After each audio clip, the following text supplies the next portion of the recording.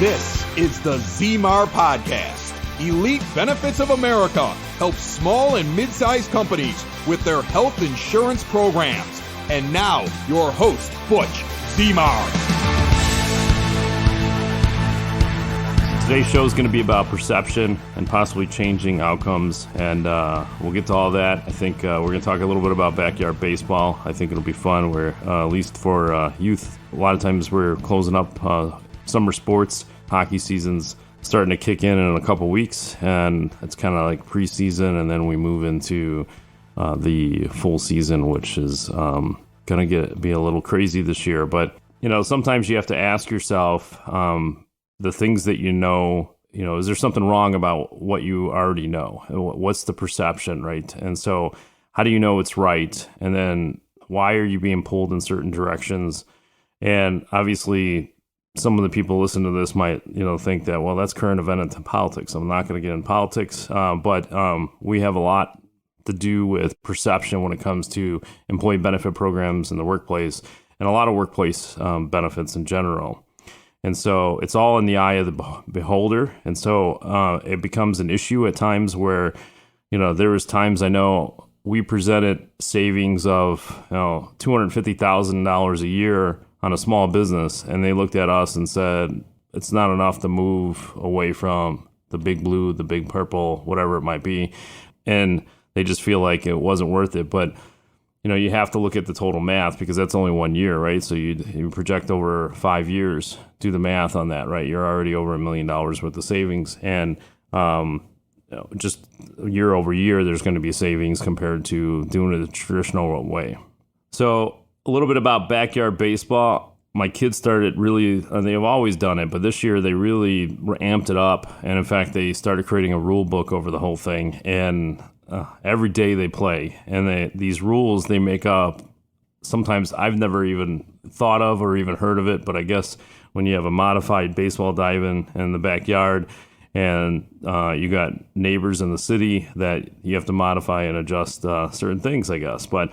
And so usually most of the time they agree to all the rules until they obviously don't. And then usually dad comes involved, they're the rule breaker, right? And so they usually ask, I'll just give you an idea. One of the questions they asked was, if a ball goes foul and then bounces fair, is it fair or foul, right? And so they should be knowing this because they play baseball, but since it's backyard baseball, they can make up any rule they want. And then eventually justify it because it'll always make somebody just mad or upset. Another one they asked, and it was about advancing runners when there was no force. And so they thought that since it went under the swing set, that they should be able to have a forced advance run instead of being tagged out on the previous base. But so, you kind of just make up the rules as you go or justify your certain situation. And it does relate to business, and I'll get to that here shortly. Some things appear to be fair until obviously when they're not. And then we try to change the rules to justify the change to match what you have in your head.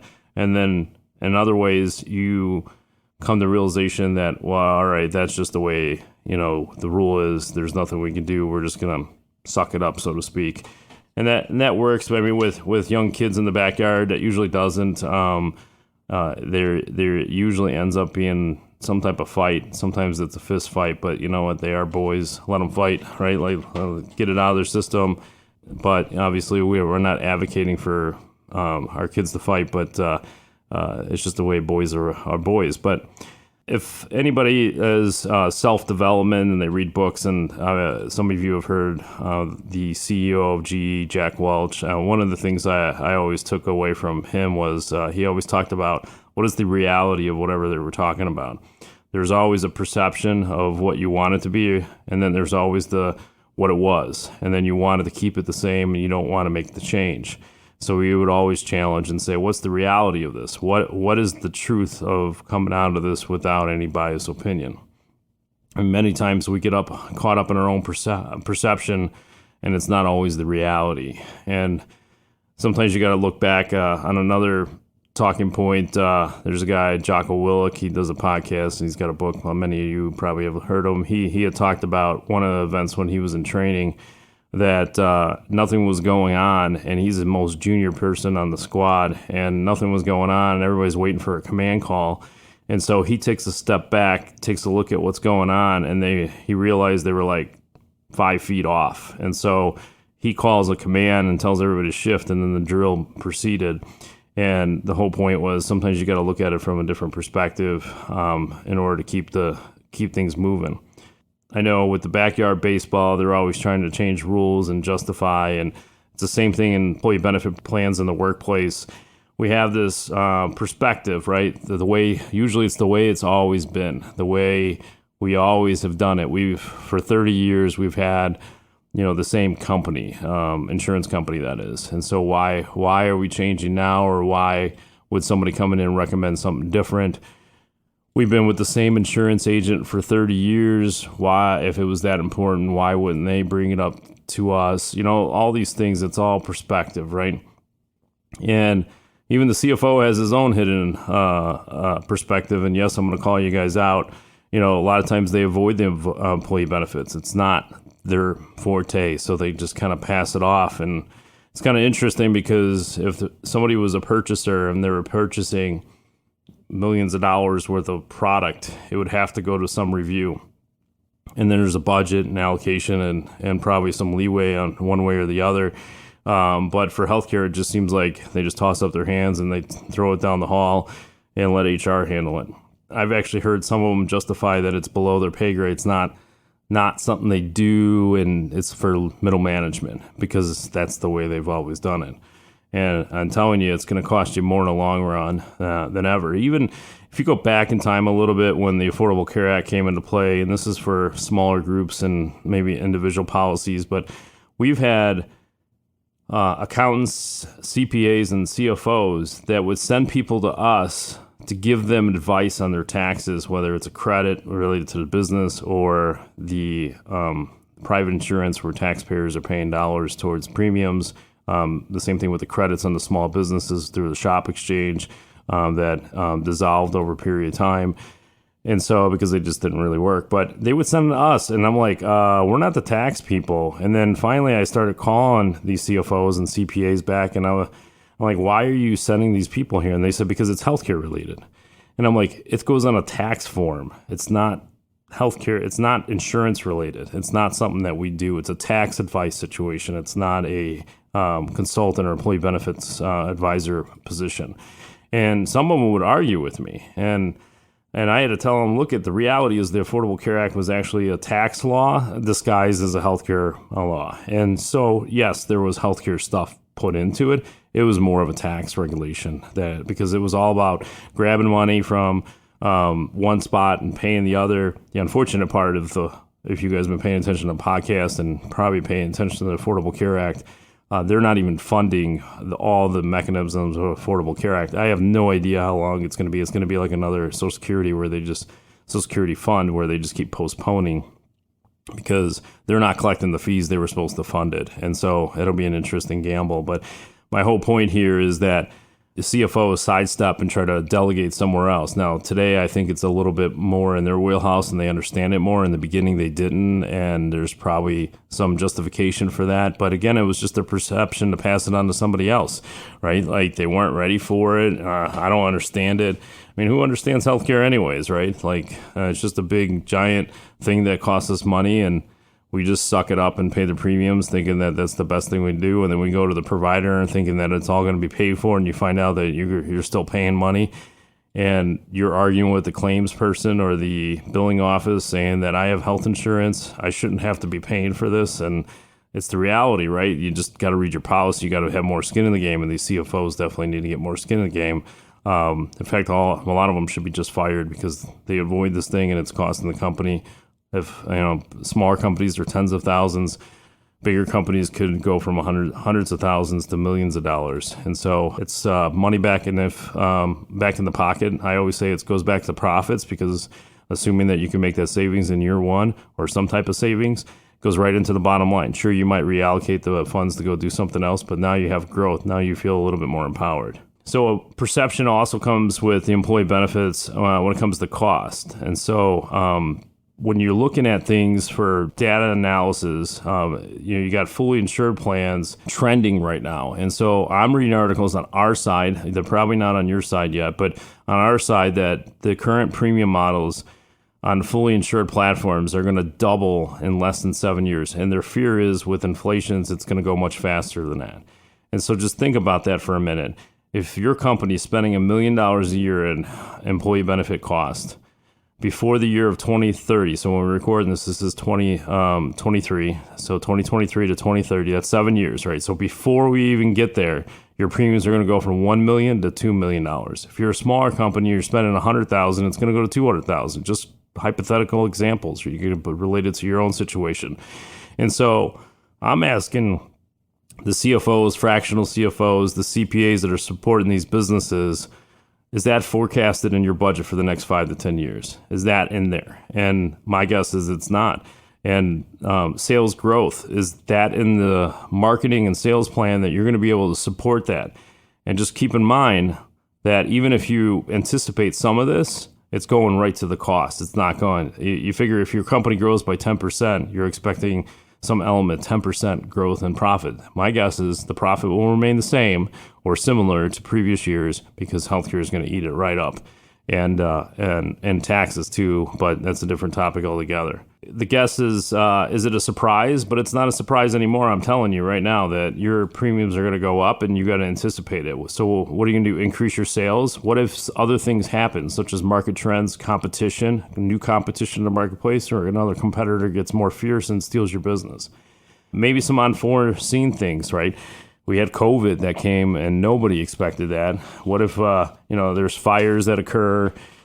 Shipping delays. I mean, I couldn't even tell you. I never read an article about how many shipping items get lost at sea, right? So there's always something, and sure, there's insurance involved, but it's just that there's always something that will throw you off course. So I really think that the CFOs of companies, the CEOs, the partners, the owners, the outsourced CFOs, the CPAs that are assisting these businesses, a lot of times in small and mid-sized companies, it's outsourced. It's not internal. They don't have a CFO internally. They need to have a seat at the table, pay the money, pay them to be there, because the cost for them to be there to analyze numbers is going to save you tenfold at least, right? So you have to revisit things. You have to provide that, those who have incentives to actually look at these expenses should be at the round table when you're discussing this. All plan information and carrier and networks and deductibles, those, to me, that's all fluff, especially when you get to bigger companies. It's all fluff, right? You can design it any way you want. You want a zero deductible? You can get a zero deductible. It's not a big deal at a certain point. What it really is, the big deal is, how do you control these expenses? How do you move in a different direction? And how do you reverse the trend? How do you reverse your own trend? Put money back in your own pocket, and right to the bottom line too. It's not like something that you got to go fish for.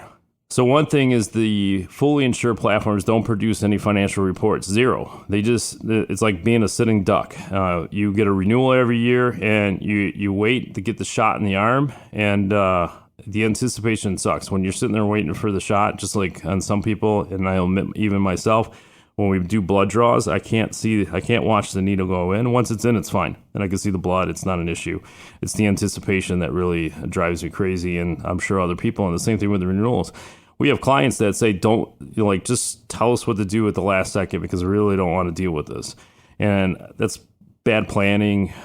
We have to retrain how they do things, but it's just that these people sit there and wait, and they have no leverage, zero. And so when you look at smaller employers, they definitely have less leverage. There's still things you could do, right? But under 10 employees, it gets really tough, and there are ways around it. We have creative ideas. So if you're listening to this and you're under 10 employees, or under 15, or even 20 for that matter, there are creative ways to actually try to move around this.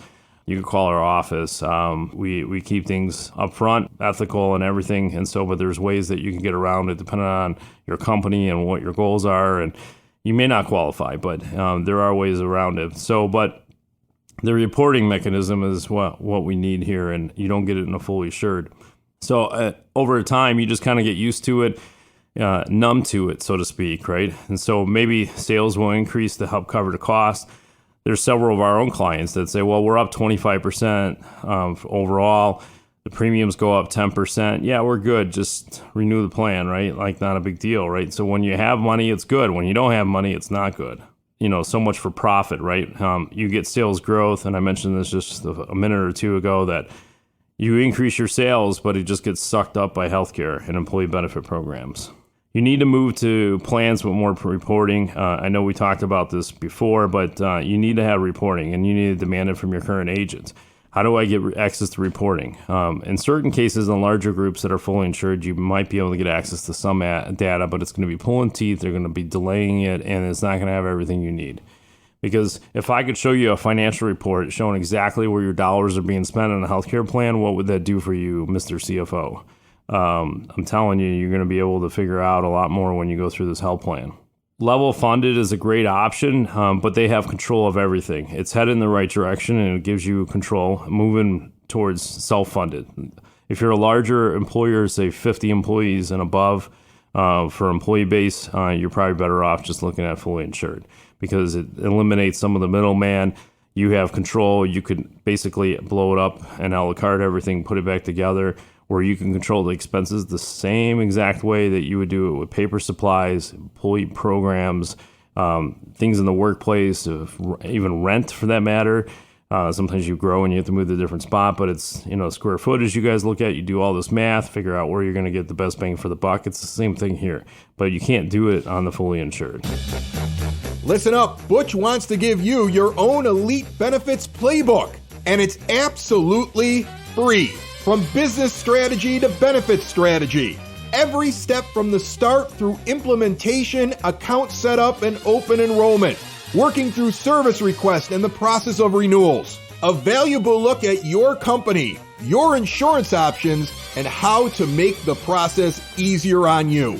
Go now to elitebenefits.net/playbook and get your free Elite Benefits Playbook, or give Butch a call today, 708-535-3006.